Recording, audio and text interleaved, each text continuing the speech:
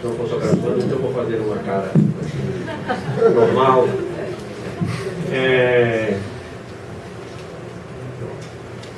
Então vamos passar agora a palavra a Mila Goudet, que vai apresentar um trabalho intitulado Urbanismos Barrocos, Trânsitos entre o Formal e o Informal nas Cidades. Oi, gente, boa tarde. Eu acho que eu vou acabar lendo aqui e tal, mas eu queria fazer uma introdução desse percurso acadêmico que a gente às vezes trilha e que vai fazendo sentido na medida que o tempo passa, né? Porque minha formação é arquiteta, é na arquitetura. E quando eu fui fazer o mestrado, eu estava pensando em umas questões assim de modos de morar, de modos de existir na cidade, que eu acho que eu não estava encontrando repercussão na faculdade de arquitetura. E eu tentei bastante, assim, mas eu não encontrava. E aqui na PUC eu encontrei, né, no Núcleo de Subjetividades Contemporâneas, que é na Psicologia Clínica. E eu fiz o mestrado lá.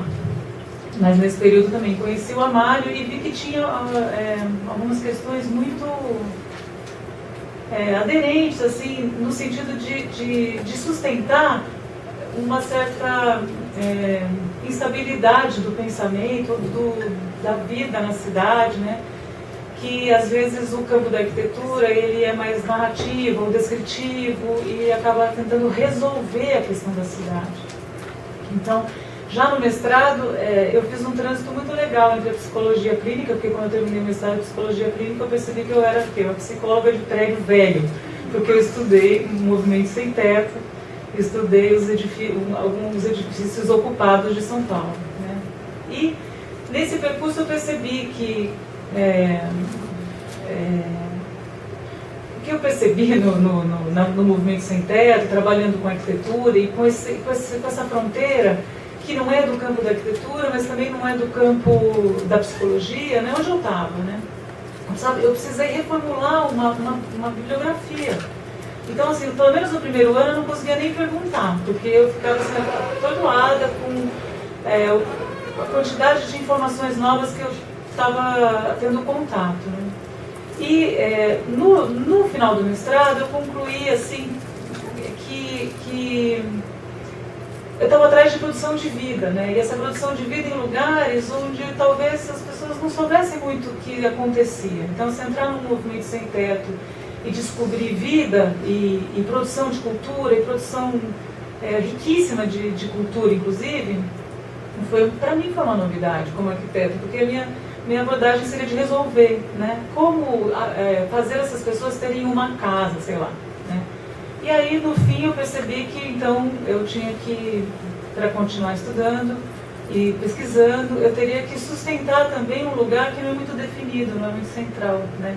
Que não é um lugar do arquiteto, nem um lugar do psicólogo de prédio, que lugar é esse? E aí, com a Amália, a gente eu fui encontrando um jeito de pensar, assim, de trabalhar.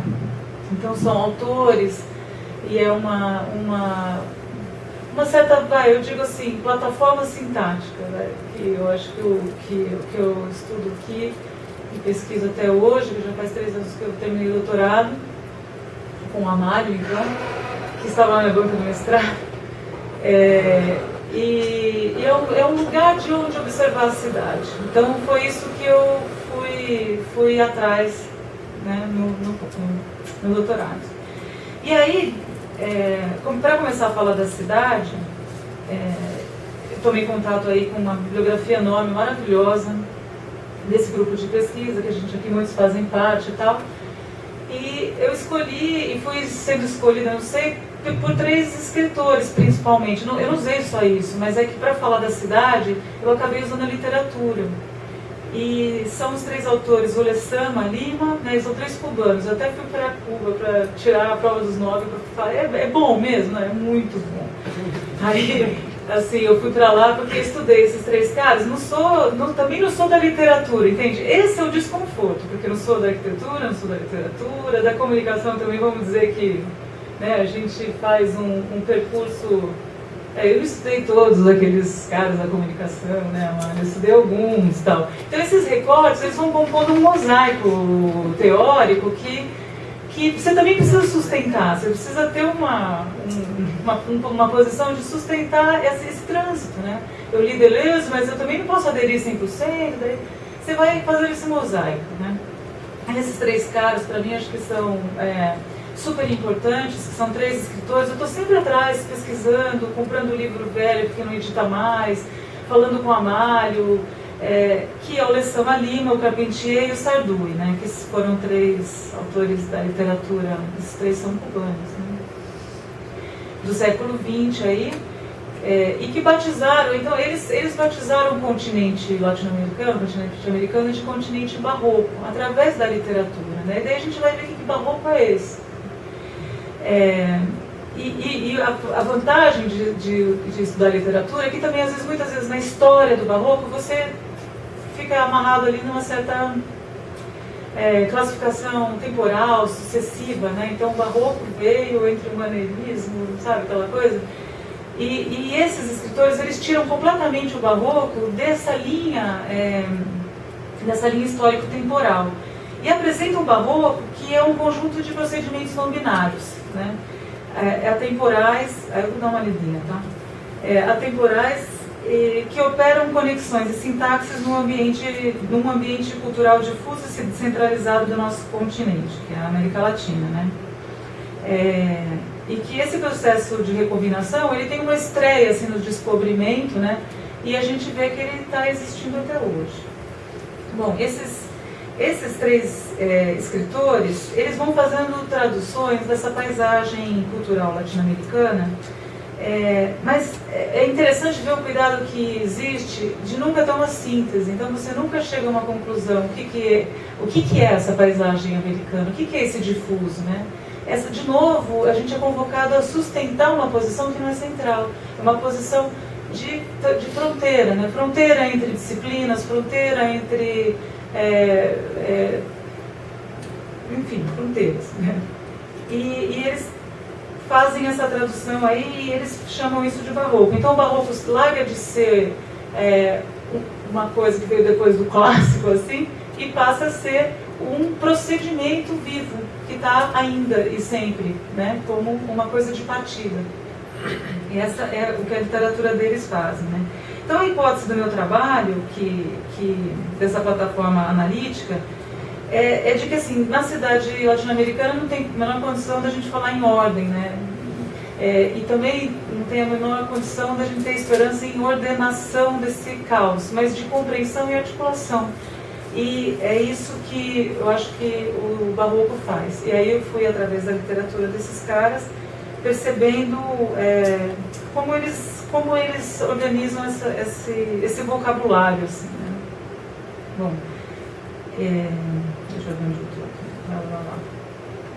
Bom, porque o barroco, isso é uma coisa que eu achei legal para falar da cidade, porque o barroco ele fica mais à vontade em configurações complexas e litigiosas. Então a questão da tensão que o Gilmar coloca, essa tensão está na cidade, essa tensão está nas relações, essa tensão está na cultura.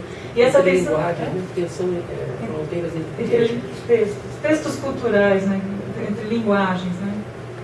Então, falar de urbanismo barroco e depois falar de cidade, tinha que fazer uma ligação entre essas duas coisas, porque tirar primeiro o barroco dessa ideia temporal e colocar ele na ideia de articulador do diverso, né? Então, acho que foi isso que eu fui fazendo. Mas eu queria só dar um contexto do que essa diferença mesmo desse barroco que eles falam e do barroco que a gente lê no Gombrich, naqueles livros de arte, né?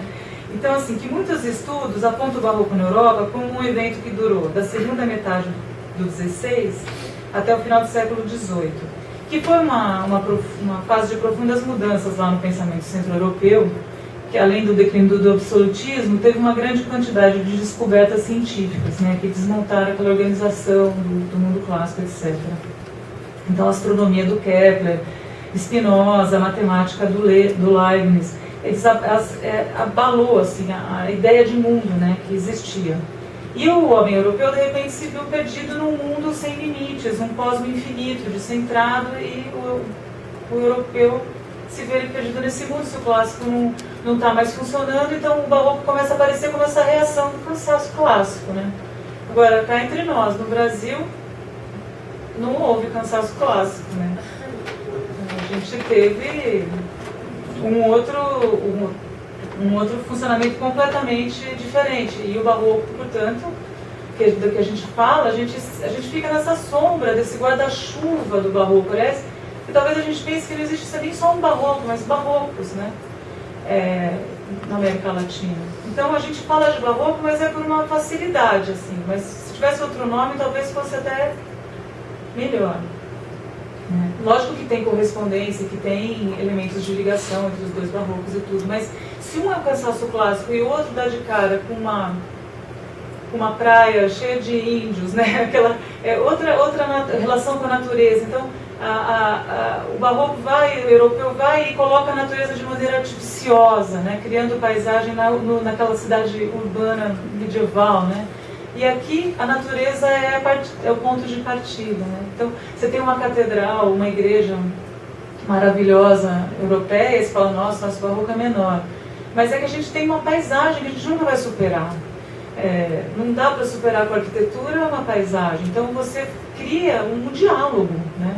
Então, possivelmente o nosso barroco é o barroco do diálogo e da composição. Não dá para competir com essa natureza, né? Então, a gente tem que criar uma relação. E com uma paisagem, com a geografia, com tudo isso, né? A cidade medieval que está ali, que já estava ali, ela impõe um monte de limites, né? Que a gente não tem, né? Tudo estava sendo descoberto, né?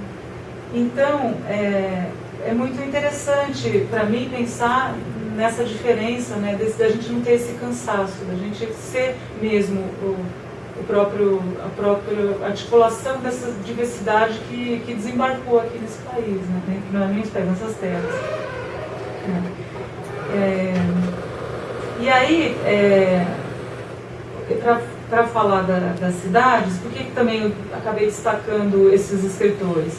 Porque eles falam muito da cidade, eles falam muito de Havana, né? Por isso que eu acabei indo lá, porque realmente tem umas coisas muito interessantes, né? Como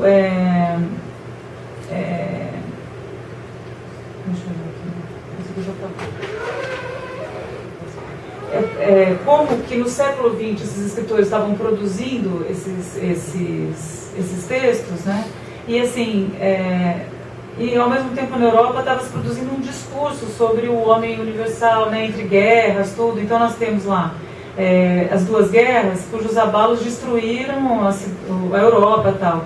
E na disciplina de arquitetura eu estudei com Le Corbusier, né, um cara conhecidíssimo aí, que acabou criando uma forma de fazer um urbanismo, uma cidade para o século XX, para reconstruir, para abrigar um homem universal, uma situação de reconstrução, até porque o nacionalismo era perigoso, né? Você ter uma coisa regional podia significar uma volta do nazismo, podia ter esse tom, né? E nessa mesma época que tudo isso está acontecendo na Europa, esse pensamento do moderno, do enraizamento total da industrialização, você tem Havana, onde essa máquina de morar emperra com a maresia, né? E aí esse escritor, por exemplo, ele vai dizer que ele conta uma história que é assim, isso tudo eles são contemporâneos, né? Que um poeta inglês foi visitar Havana e notou o traçado irregular da cidade e falou que aquilo tinha muito a cara de uma cidade pouco desenvolvida, por isso que Havana não era tão importante no cenário mundial, né? E que tinha uma cara de atrasada. E ele, o Carpentier, com a literatura dele maravilhosa, ele vai falando que esse poeta ele não percebeu as premissas do americanismo primordial, que são os desígnios tropicais de brincar de esconder com o sol, né? Arrancando sombras. Então tem uma relação sensual com a paisagem, né? Você olha para o sol e joga com ele, né? A cidade retilínea, ela amarra aquele sol no arco, né? Aquele sol sempre vai fazer o mesmo movimento. Em Havana você tem colunas que fazem a sombra, daí você vira de um lado. Então essa vagarosidade, tudo isso, é um outro sistema, é um sistema de relação com o espaço, né? E por que essa questão do atrasado, né, ela fica persistindo? E ele já vai fazendo essa escrita sensual, né, de brincar com o sol, e você percebe que tem outros sistemas valendo, né, funcionando muito bem de outras formas. Quer dizer, não dá para você, mesmo porque o Le Corbusier não conseguiu fazer nada, né, assim, ele fez a Carta de Atenas, fez isso, fez aquilo, todos os projetos dele seriam uma desgraça urbana, né? E essa questão do Carpentier, de falar dessa cidade que brinca com a paisagem, que tem uma relação com a paisagem, agora esqueci o que eu ia falar. Sei lá, esqueci, mas é isso. Eu lembrei. É por conta da questão do anônimo, né? Você ter essa coisa do especialista, do cara do centro europeu que traz um pensamento que é válido, que é cientificamente discutido e tal, até porque o urbanismo acabou sendo quase que considerado uma ciência, né, e tal. E ele vai lá e apresenta uma questão que é uma questão anônima, do urbanismo anônimo, do urbanismo que foi se constituindo com equinócios, marés, maresias, né, e que essa contribuição do anônimo, daquilo que não é central, é que acaba formando aquela cidade e mais, né, acaba gerando, na verdade, o que é interessante em Havana, né? Se ela fosse retilínea, ela não seria Havana, né? Então, ele vai... é incrível, porque o texto os três têm um amor muito grande pela cidade, né? Por Havana. E quando eles descrevem a cidade, eles estão muito preocupados em tornar visível sistemas, né, que até a Maria Lúcia fala desses sistemas, como se chamam, muçulmanos? Os sistemas que são sistemas que não...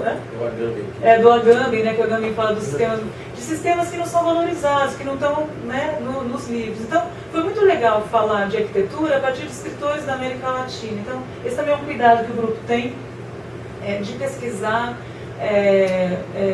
autores não só, mas até de fazer um diálogo, mas de pesquisar quem está falando a partir daqui, né, para dar voz para essa invisibilidade. O Lessam Malim é um cara que também, para ele a história é uma ficção, ele vai contando a história a partir das intensidades, não a partir do fato, né? Porque o nosso cotidiano é ficcional. Se você sai na rua, cada coisa que você vê, né, assim, partindo desse princípio também, né, de que esses cruzamentos, a nossa realidade é ficcional. Então, como falar de uma história, de uma verdade, num lugar onde só tem encontro e fronteiras, né?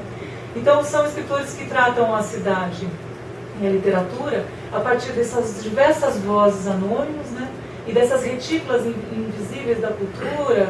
Falam da comida, falam da fruta, e você vai, na sua imaginação, no seu imaginário, você vai constituindo uma cultura, né? Muito mais do que uma forma que é verdadeira ou não interessa.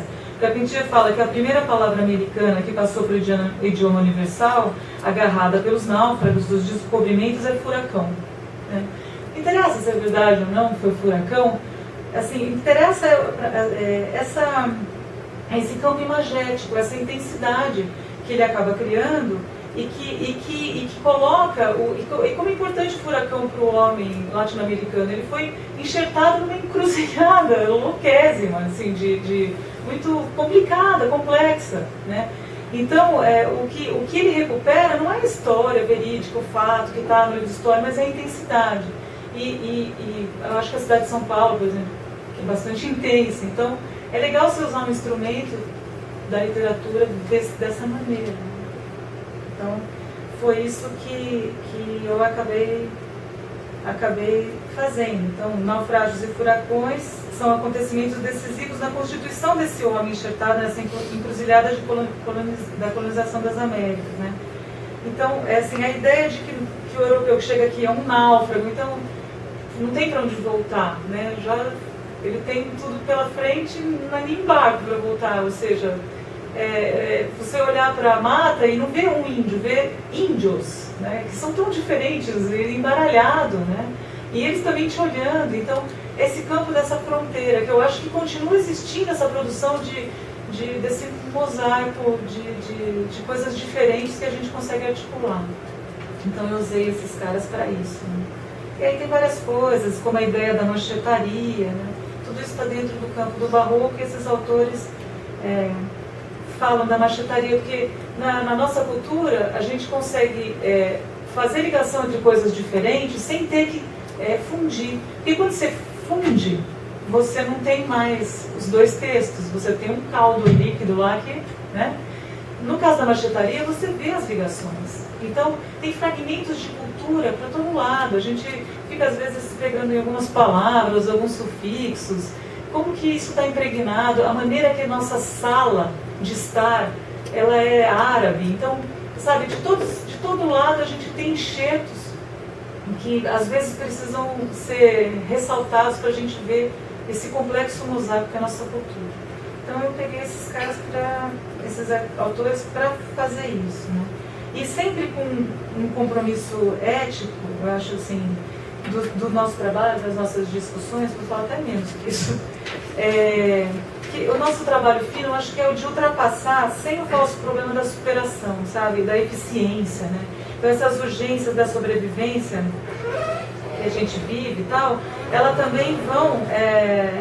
também discutiram muitas vezes um sistema muito mais sofisticado e complexo do que aparentemente é vendido por aí, né, nessa cultura.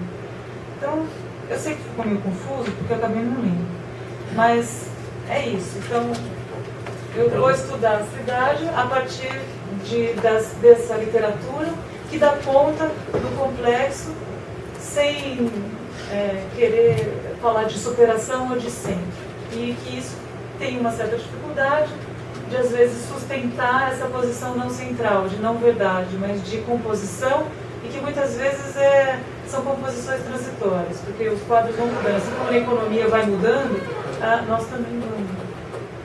Então, tudo é cultura, né? É isso.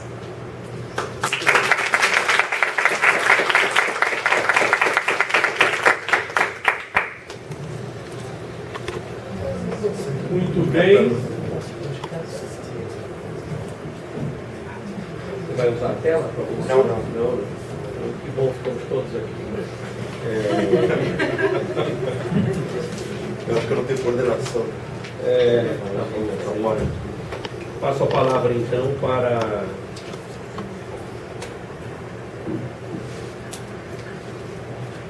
Luiz Fernando Pereira, doutor pela comunicação e semiótica, que vai apresentar o trabalho intitulado Oráculo, Combinações e Ambiguidade, o jogo divinatório nos búzios.